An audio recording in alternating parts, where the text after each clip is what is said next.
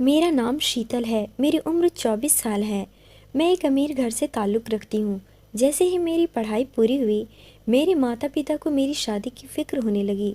मुझे इस बात से कोई परेशानी नहीं थी, क्योंकि ये तो दुनिया की रीत है। हर लड़की को अपने माता पिता का घर छोड़कर साजन के घर जाना ही होता है, और हर माता पिता की तरह उन्हें भी मेरी शादी की फ़िक्र होने लगी थी, जिसकी वजह से मेरे लिए हमारे ही बिरादरी का लड़का ढूंढा जाने लगा। मैं अपने माता पिता की एक ही बेटी थी। मैं उनसे दूर होना नहीं चाहती थी, मगर हर लड़की की तरह मुझे भी शादी करनी ही थी। लेकिन मेरे लिए जो भी रिश्ता आता, माँ और पिताजी हमेशा उसमें कोई ना कोई कमी निकाल देते और रिश्ते को मना कर देते। अब तो हमें खुद बहुत ज़्यादा परेशान हो गई थी कि अब क्या होगा। पिताजी हर रिश्ते से इनकार कर देते हैं। हमारे पड़ोस में एक औरत रहती थी। उनका यही काम था, वो लोगों के रिश्ते करवाती थी। एक दिन वो हमारे घर आई, तब मेरी माँ ने भी उनसे मेरे लिए अच्छे घराने का रिश्ता ढूंढने के लिए कहा। और एक दिन पड़ोसन हमारे घर एक ऐसा रिश्ता लेकर आई जो मेरे माता पिता को बहुत पसंद आया था। लड़के का खुद का कारोबार था। उसके घर में उसके माता पिता के अलावा कोई नहीं था। वो बस अपने माता पिता का इकलौता बेटा था। मुझे भी फ़ोटो दिखाने के साथ थी रमेश पसंद आ गया था। वो बाकी खूबसूरत था। मेरी शादी अब रमेश से हो गई और मैं शादी करके उसके घर चली गई। शुरू के कई दिन बहुत अच्छे गुजरे थे। एक दिन रमेश को अपने काम के सिलसिले में देर से कई दिनों के लिए बाहर जाना पड़ा। मैं उसकी वजह से थोड़ा उदास हो गई थी, लेकिन फिर रमेश बाहर चले गए। दिन गुजरते जा रहे थे। मैंने घर के काम करना शुरू कर दिया, क्योंकि मैं घर में अकेली खाली बैठी क्या करती।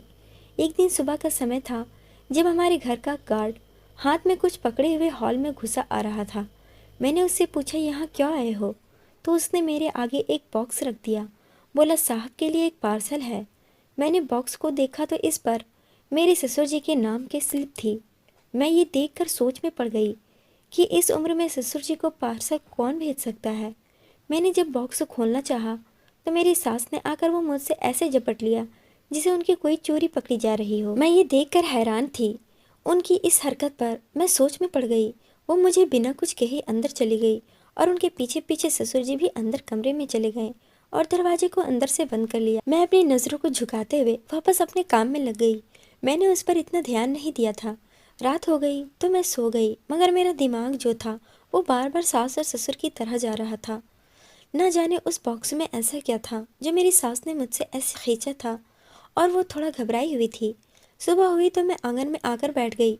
जब मैंने ससुर को बाहर आते देखा तो मैं हैरानगी से उनकी तरफ देखने लगी। वो अपने ऊपर एक चादर ओढ़े हुए थे और उस चादर में ना जाने क्या छुपा रहे थे, या फिर मुझे ऐसा लग रहा था क्योंकि उनका एक हाथ चादर के अंदर था। मगर हैरानी की बात ये थी कि उनकी टांगों में हमेशा बहुत दर्द रहता था। उनसे ठीक से चला भी नहीं जाता था। मगर आज ऐसे में वो कहाँ गए थे और ऐसी कौन सी बात थी जब वो बाहर निकले और नौकर तक को नहीं बताया था। मैं आगे बढ़ी और सोचा कि चलो उनसे पूछ लूँ कि उन्हें किसी चीज़ की कोई ज़रूरत तो नहीं, मगर उन्होंने मेरी बात का साफ इनकार कर दिया। और मैं हैरान तब रह गई कि जैसा कल हुआ था बिल्कुल वैसा ही आज हुआ। ससुर और सास दोनों अपने कमरे में चले गए। मैं उनके पीछे एक कमरे तक गई थी कि सास ने दरवाज़ा मेरे मुंह पर बंद कर दिया। मैं हैरानी से ये सब कुछ देख रही थी। मैं कान लगाकर सुनना चाहती थी कि अंदर क्या बात हो रही है, मगर मुझे अंदर सिर्फ शोर ही सुनाई दिया।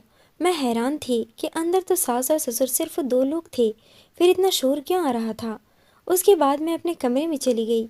ऐसे ही दिन गुजरते जा रहे थे और मेरे ससुर रोज़ यूं ही सुबह सुबह न जाने कहाँ से घर आते, और ऐसा मालूम होता कि उनके हाथ में कोई चीज़ मौजूद है जो वो मुझे दिखाना नहीं चाहते थे, मगर मैं जानना चाहती थी कि वो क्या था। सुबह यूं ही वो वापस आए तो मैं हैरान रह गई, क्योंकि इस बार मुझे पता चल चुका था कि उनके हाथ में क्या है। शायद वो चीज़ वो ना हो जैसा मैं सोच रही हूँ। कुछ कह नहीं सकते, मगर मुझे शक तो था ही। उनके हाथ में एक फ़िल्म की सीडी थी। मैं हैरान थी कि क्या सास ससुर फिल्म देखते हैं और किस तरह की फिल्म देखते हैं जो उन्हें कमरा बंद करना पड़ता है। मैं इन सोचों में गुम रहने लगी।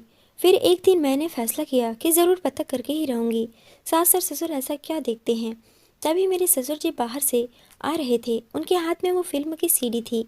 वो तेजी से कमरे की तरफ जाने लगे। ससुर जी दरवाजा अंदर से बंद करने ही वाले थे कि तभी मैं भी उनके पीछे तुरंत कमरे में अंदर चली गई।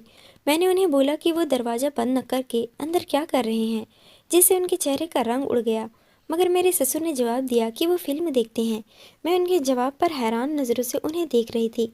अगर वो फिल्म देखते हैं तो उन्हें सबके सामने क्यों नहीं देखते, या फिर दरवाज़ा बंद करके ही फिल्म क्यों देखते हैं?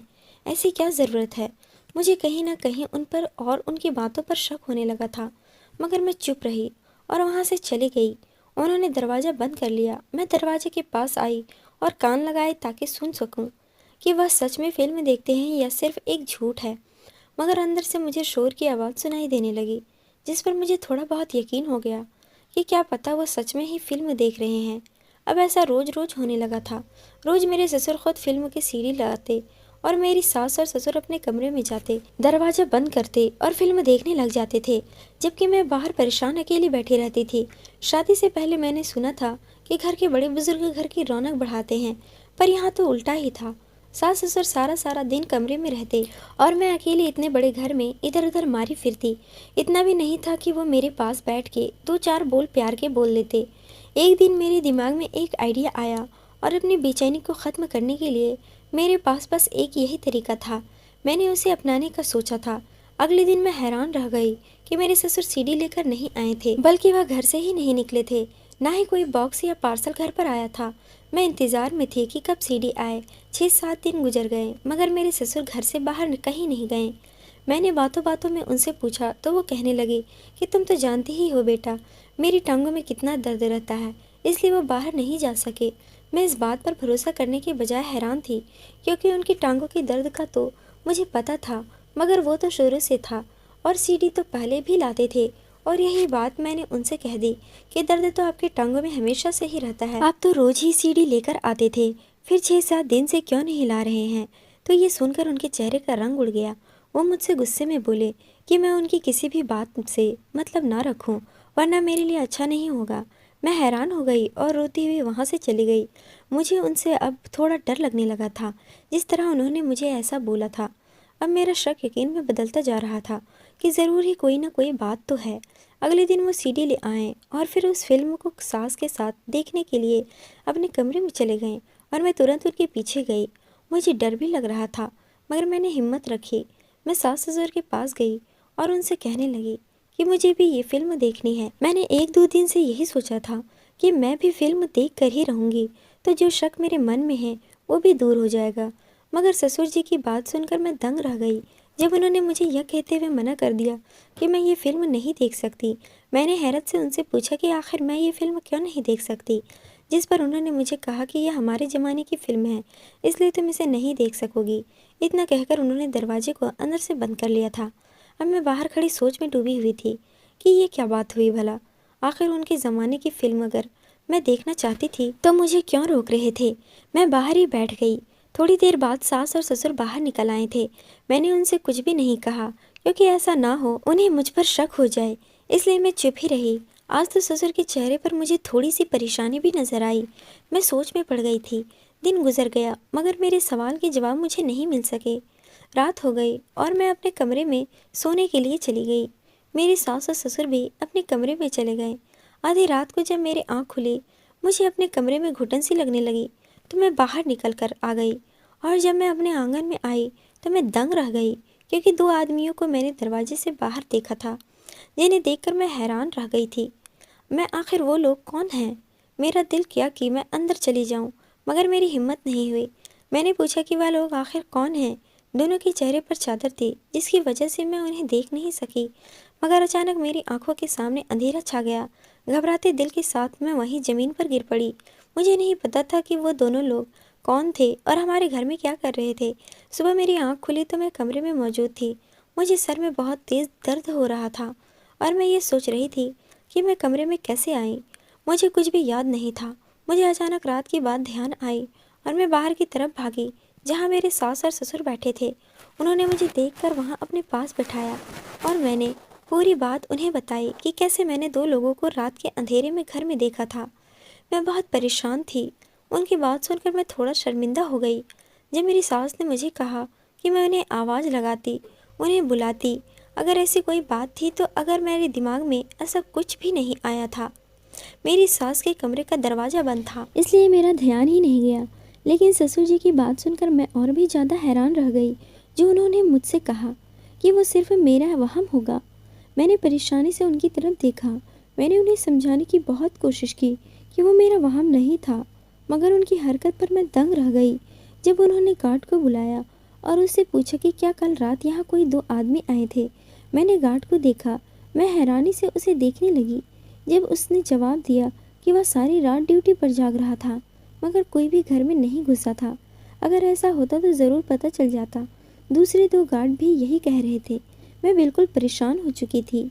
अब तो मुझे ऐसा लगता था जैसे मैं पागल हो रही हूँ। मैंने उन्हें समझाने की बहुत कोशिश की, मगर मेरी सास ने मुझे शांत कर दिया कि मैं कुछ दिन से सही से कुछ खा पी नहीं रही हूँ, इसलिए शायद कमज़ोरी की वजह से गिर गई होंगी। उनकी बात पर मैं खामोश हो गई। सारा दिन मैं सोच में पड़ी रही कि अब भी मुझे यही लगता है कि वो मेरा वहम है, और कभी मुझे ऐसा लगता कि सच में वहाँ पर कोई था और उसी में से किसी एक व्यक्ति ने मुझे बेहोश किया था। क्या सच था और क्या झूठ, मेरी समझ में कुछ भी नहीं आ रहा था। मैं बहुत घबराई हुई थी। रात के 9 बज रहे थे जब मैंने ससुर को बाहर जाते देखा। मैं हैरान रह गई। मैं बगैर कुछ भी सोचे समझे उनके पीछे चल पड़ी कि शायद मुझे कुछ पता चल सके, शायद मैं जान सकूं कि फिल्म का क्या राज है जो वो अकेले कमरे में बंद होकर देखते थे। उनके पास गाड़ी थी, लेकिन मैं पैदल ही उनके पीछे चल रही थी। मैं चोरी छुपे उनके पीछे जा रही थी। वो आगे एक जगह जाकर रुक गए, फिर वो एक दुकान में गए। शायद वो सीडी की दुकान थी। 15 मिनट बाद उस दुकान से बाहर निकले। जब वो निकले मैं हैरान से उन्हें देखने लगी। उनके हाथ में वाकई एक सीडी थी। उनके जाते ही मैं उस दुकान में गई। मैं पूरी तरह से शक के दायरे से बाहर आना चाहती थी। इसी वजह से मैंने दुकानदार से पूछा, मगर फिर कुछ सोचते हुए वहीं पर रुक गई और कुछ सीडी खरीद कर वापस घर आ गई। घर आकर मैंने सास और ससुर का कमरा बंद पाया। मैंने दुकानदार से कोई सवाल जवाब नहीं किया, क्योंकि क्या पता वो मेरे ससुर को बता देता, जिसकी वजह से मैं मुश्किल में आ जाती और फिर मैं ऐसा कोई ख़तरा मोल नहीं ले सकती थी। इसलिए मैंने उस दुकानदार से कुछ नहीं पूछा था। जो मुझे करना था वो खुद ही करना था। अगले दिन दोपहर को ससुर वो सीडी ले आए। मेरे दिमाग में अचानक एक बात आई थी जो मैंने अभी नोट की थी। ससुर जो सीडी सुबह लाते थे वो अलग तरीके से ला रहे थे। तो कभी रात को लाते, तो कभी सुबह को और कभी दोपहर। मगर ऐसा क्यों? अब इस बात ने मुझे हिला दिया था। खैर मैं ससुर के पास पहुंची और उनसे बोली कि मुझे भी उनकी ज़माने की फ़िल्म देखनी है, चाहे फिल्म कैसी भी हो, मुझे ज़रूर देखनी है। जिस पर उन्होंने मुझे बुरी तरह से घूरा और उस पर मुझे बेहद सख्ती से मना किया। क्या वो फिल्म मैं नहीं देख सकती थी, या फिर मैं उसे नहीं देख पाऊंगी? और कहने लगी कि हम फिल्म अधूरी नहीं छोड़ते। और ससुर जी ने ये कहते हुए कमरा बंद कर लिया, जहाँ सास पहले से ही थी। मगर मुझे तो ये चक्कर समझ में नहीं आ रहा था। इसके बाद मैं अपने कमरे में आ गई और इन्हें सारे सोचों में गुम थी कि तभी मेरे पति रमेश का मुझे फ़ोन आया। मैंने जब उसकी बात सुनी तो हैरानी के साथ मैं बहुत खुश हो गई। मेरे पति परसों घर वापस आ रहे थे। मैं फिर उनके आने की तैयारियों में लग गई। शायद मैं बहुत ज़्यादा सोच रही थी। वैसे भी जितना ससुर जी गुस्से में थे, क्या पता वो मेरे साथ क्या करते। बेहतर यही था कि मैं इस मामले से दूर रहूं, और मैंने यही सोचा था। रात का वक्त है, मैं बाहर बैठी थी जब ससुर अचानक बाहर निकले। मैं उसी समय एक पेड़ के पीछे छुप गई। उन्होंने मुझे देखा नहीं था। वो फ़ोन पर चलते हुए किसी से बातें कर रहे थे और साथ में इधर उधर भी देख रहे थे। मैं हैरानगी से उनकी तरफ देख रही थी। उस पेड़ से निकलते ही मैं थोड़ा पास वाले पेड़ के पीछे छुप गई, ताकि ससुर जी जो बातें कर रहे थे मैं वो साफ साफ सुन सकूं। और फिर ऐसा हुआ। ससुर जी ने जो बोलना शुरू किया, मुझे लगा शायद मैंने गलत सुन लिया है। ससुर जी की बातें सुनकर मेरे पैरों तले से ज़मीन निकल गई। मैं हैरत से उनकी बातें सुन रही थी। मेरा उन पर जो शक था वह यकीन में बदल गया था। वो अंदर चले गए और मैं भी अंदर चली गई थी, मगर मेरे दिमाग में उनकी यही बातें घूम रही थी जो मुझे बहुत परेशान कर रही थी। अगले दिन भी ऐसा ही हुआ था। आधी सच्चाई का तो मुझे मालूम था, मगर सारा सच जानने के लिए मुझे ये जानना बहुत ज़रूरी था कि सास और ससुर कमरे में क्या करते हैं। अगर वो सच में फ़िल्म देखते हैं तो उस फिल्म में ऐसा क्या है जो मुझे देखने से मना करते हैं, वो भी इतने सख्त तरीके से। मुझे सब कुछ जानना था, और मुझे इतना तो पता चल ही चुका था कि ससुर खुद मुझे सब कुछ नहीं बताएंगे, ना ही जानने देंगे। तो सब कुछ मुझे किसी न किसी तरीके से खुद ही जानना था। ससुर जी शाम को फिर से सीडी ले आए, मगर इस बार मैंने कोई जीत नहीं की थी। वो मुझे देखते ही कमरे में अंदर चले गए थे। मैं आराम से हॉल में बैठी रही। मैं नहीं चाहती थी कि जो मैंने सोचा है वो इस वजह से उन्हें मुझ पर शक हो जाए। मैं आखिर इस राज के बारे में पता करना चाहती थी, इसलिए मेरा खामोश रहना बहुत ज़्यादा ज़रूरी था। मैं अपने कमरे में आकर अपने पति के आने की तैयारियां करने लगी थी। कल मेरे पति को वापस आना था। मैं अलग अलग नौकरों को बताने लगी और अपना पूरा ध्यान काम की तरफ कर लिया। अब बस इंतज़ार था तो कल के दिन का ही उस राज पर से पर्दा उठाया जा सके, और आखिर इंतज़ार ख़त्म हो ही गया। कल का दिन भी आ गया। मैं ससुर की सीढ़ी लाने का इंतज़ार करने लगी थी। मेरी सास आंगन में बैठी थी। मैं नौकरों को देखने के बहाने बनाती और उठकर अंदर की तरफ जाने लगी। मुझे पता था बस कुछ ही देर में मेरे ससुर जी फैसले के मुताबिक मैं अपने सास और ससुर के कमरे में छुप गई कि आज पता लग जाना चाहिए कि मेरे सास ससुर क्या फिल्म देख रहे थे जो वो मुझसे छुपा रहे थे। मेरे पति को भी आने में थोड़ा ही वक्त था, मगर मुझे उससे पहले इन सब बातों के बारे में पता करना था। मैं यही सब सोचते हुए सास और ससुर के कमरे के अंदर चली गई। उन्होंने सीडी को प्ले किया और फिल्म देखना शुरू कर दिया। उन्होंने सीडी को प्ले किया, वो फिल्म शुरू हो गई और मैं ध्यान से उसे देख रही थी। और जैसे जैसे मैं देख रही थी मैं शर्म के मारे पानी पानी हो गई थी। मैं हैरान थी तो आखिर ये बात थी। 30 मिनट के बाद वो फिल्म ख़त्म हो गई। मैं गुमसुम वहीं बैठी थी। मुझे पता नहीं था कि अगर सास और ससुर को मेरे यहाँ होने के बारे में पता चल गया तो मेरे साथ वो क्या करेंगे। मैं अपने प्लान के इंतज़ार करने लगी। 6 ही मिनट गुजरे थे जब उनके दरवाजे पर दस्तक हुई। उन्होंने जब दरवाज़ा खोला तो वो दंग रह गए और मैं भी उसी वक्त उठकर बाहर की तरफ भागी। मुझे अपने कमरे से बाहर आता देखकर वो हैरत में पड़ गए। सास और ससुर को इस बात पर पता चल गया था, तभी मुझे गुस्से से घूर रहे थे। मैंने उनसे कहा कि वह खुद अपनी कहानी बताए बजाय इसके कि मैं बताऊं। मेरी बात पर वो हैरत में थे। जब पुलिस ने सख्ती की तो वह राजी हो गए। तब तक मेरा पति भी आ चुका था। वो भी हैरान था।